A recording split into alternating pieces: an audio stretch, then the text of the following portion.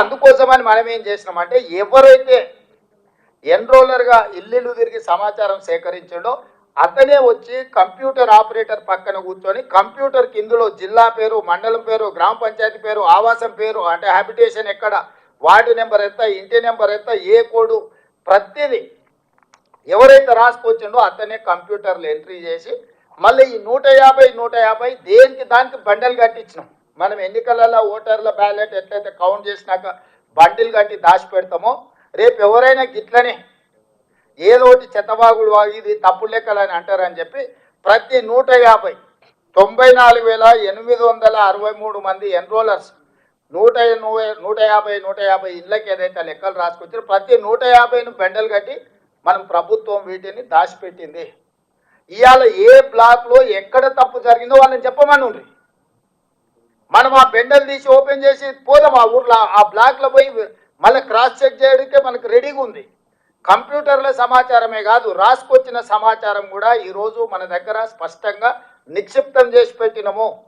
రేపు ఎవరైనా మన ప్రాసెస్ను మన విధానాన్ని తప్పుబట్టి ఈ బీఆర్ఎస్ వాళ్ళు బీజేపీ వాళ్ళు ఎవరితోనూ కోర్టుల కేసు వేయించి ఈ ప్రాసెస్నే తప్పుబట్టి మొత్తం ఈ తీసుకున్న ప్రక్రియనే మొత్తం నిర్వీర్యం చేయాలని ప్రయత్నం చేస్తారు. కాబట్టి ఎలాంటి అవకాశం ఇవ్వకుండా మెటిక్యులస్గా ఈరోజు ఇట్లా సమాచారాన్ని సేకరించి డేటా ఎంట్రీ చేసి చేసినాం.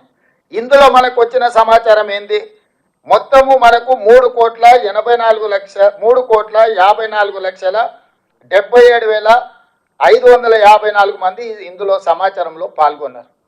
ఇది మనం రాసుకొచ్చింది కాదు, ఈ కుటుంబాలందరూ బయటికి వచ్చి ఇంత జనాభా మనతోని వాళ్ళు నమోదు చేయించుకున్న జనాభా. ఇప్పుడు జనాభా 4 కోట్లు ఉంది, లేకపోతే జనాభా మాది తగ్గింది, లేకపోతే మాది ఇంకో కొందరిది అక్కడ జరిగింది ఇక్కడ జరిగింది ఏదైతే అంటురో ఇది సెల్ఫ్ డిక్లేర్డ్ డేటా. ఇది ప్రభుత్వం ఇష్టంగా కూర్చొని ప్రభుత్వ కార్యాలయంలో కూర్చొని రాసింది కాదు. ఇల్లు తిరిగి ఇంటి వాళ్ళని అడిగి ఇంటి వాళ్ళు ఇచ్చిన సమాచారం మీద అప్లికేషన్ మీద వాళ్ళు సంతకం పెట్టుకొచ్చి ఇచ్చినాం. ఇప్పటి వరకు ప్రభుత్వంలో నమోదు చేయించుకున్న వాళ్ళు 3,54,77,554 మంది ఈరోజు మన దగ్గర నమోదు చేయించుకున్నారు. ఈ కుటుంబాలు ఎన్ని అయ్యానంటే టోటల్గా దాదాపుగా ఈ కుటుంబాలన్నిటిని కూడా 1,12,00,000 పైగా కుటుంబాలు ఇందులో పాల్గొన్నాయి. ఈ మిగతా వాళ్ళు ఏదైతే 3 లక్షల పైచిలకు కుటుంబాలు పాల్గొనలేదో ఒక అంచనా 16 లక్షల పైగా జనాభా 3,56,000 కుటుంబాలు మనకి ఇందులో మన ఇండ్లు గుర్తించిన వాళ్ళు, మన ఇంటికి స్టిక్కర్ అంటించిన వాళ్ళు నమోదు చేయించుకోలేదని ఒక అంచనాకు వచ్చినాము. ఈరోజు ఈ మొత్తం ప్రక్రియనే తప్పు పడుతున్నారు.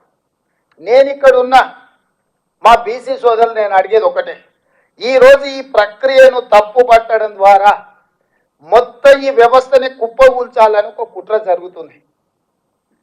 మనోళ్ళు కూడా తెలిసి తెలియక ఏదైనా చిన్నది పెద్ద తప్పు జరిగితే మేము సరిదిద్దుకుంటామను, లేకపోతే అవునా అట్లా జరిగిందా అని మన దాంట్లో ఉన్నోళ్ళే వాళ్ళ అతి తెలివితేటలు ప్రదర్శించి, లేకపోతే వాళ్ళ గుర్తింపు కోసం ఈ లెక్కలు తప్పను, దీన్ని అట్లా చేయండాను, దీన్ని ఇట్లా చేయండాను ఇట్లా మాట్లాడడం ద్వారా 1931లో బ్రిటిషర్స్ తర్వాత మండల్ కమిషన్ కూడా వాళ్ళు ఇచ్చిన నివేదిక బ్రిటిషర్స్ ఇచ్చిన లెక్క మీదనే బేస్ అయి మండల్ కమిషన్ ఆ రోజు నివేదిక ఇచ్చింది. స్వతంత్రం వచ్చినప్పటి నుంచి ఈ రోజు వరకు ఎవ్వరు ఏ రాష్ట్రము ఏ ముఖ్యమంత్రి ఏ ప్రధానమంత్రి ఎంత పెద్ద నాయకుడు ఉన్నా ఎంత గొప్ప నాయకుడు ఉన్నా ఈ ప్రయత్నమే చేయలేదు. ప్రయత్నం ప్రారంభిస్తే ఆగిపోయింది. 2011లో మన్మోహన్ సింగ్ గారు ఉన్నప్పుడు సోనియా గాంధీ గారు ఆదేశాలు ఇచ్చారు, డేటా కలెక్ట్ చేసిండ్రు, కానీ దాన్ని టేబుల్ చేయనీయలే. ఇప్పుడు మోడీ గారు నేను బీసీని అంటాడు, 12 ఏళ్ళు నేను ప్రధానమంత్రి, ఆనాడు కాంగ్రెస్ పార్టీ ఇచ్చిన నివేదికను బయట పెట్టమని ధైర్యం ఉంటే, బీసీల పట్ల ప్రేమ ఉంటే బండి సంజయ్ గారిని ఈరోజు ఆ నివేదికను బయట పెట్టించమని మనం సేకరించిన 2011 ఒక ప్రయత్నం చేసింది కాంగ్రెస్ పార్టీ. ఆ వివరాలు ఉన్నాయి కేంద్ర ప్రభుత్వం దగ్గర. Ask them to table that details చెయ్యరు. ఎందుకు అని అంటే ఒక్కసారి లెక్క తెలిస్తే లెక్క ప్రకారం వాటా అడుగుతారు, కోటా అడుగుతారు. ఒక్కసారి అడగడం మొదలుపెట్టి ఇయ్యాలి కాకపోతే రేపైనా అది అమలు జరుగుతుంది. ఓవర్ నైట్ ఒకటే రోజు జరగకపోవచ్చు. స్వతంత్రం అడగంగానే వచ్చిందా, కొట్లాడంగా వచ్చింది. తెలంగాణ రాష్ట్రం ఒకటేసారి వచ్చిందా? ఎన్నో సంవత్సరాలు కొట్లాడితే తెలంగాణ రాష్ట్రం వచ్చింది. ఇవాళ బీసీ లెక్కలు కూడా ఓవర్ నైట్ రాలే.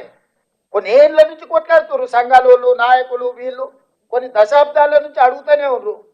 యూనివర్సిటీలలో బీసీ రిజర్వేషన్లు లేకపోతే ఆనాడు తీసేస్తే హనుమంతరావు గారు పోయి సోనియా గాంధీ గారిని మాట్లాడి అమెండ్మెంట్ తీసుకొచ్చి యూనివర్సిటీల రిజర్వేషన్లు ఇచ్చారు. శివశంకర్ గారు ఉన్నప్పుడు ఈ యొక్క జాతుల కోసం ఇందిరాగాంధీ గారి కాడి నుంచి కేంద్ర ప్రభుత్వం మీద ఒత్తిడి తీసుకొచ్చి ఎన్నో ప్రయోజనకరమైన అంశాలను పొందుపరిచారు. ఏది కూడా ఒక్కరోజు రాత్రి ఊరికే రాదు. కొట్లాడి సాధించుకునేవి మిగిలినాయి. ఇవాళ ఎన్నో ఏళ్ళ నుంచి కొట్లాడుతున్నది, ఎంతో దీర్ఘకాలికంగా వాయిదా పడుతున్న ఒక డిమాండ్ను ఈరోజు మనం సక్సెస్ఫుల్గా దీన్ని ముందుకు తీసుకెళ్తున్నాము. దాంతో ఇందులో పాల్గొనని వాళ్ళు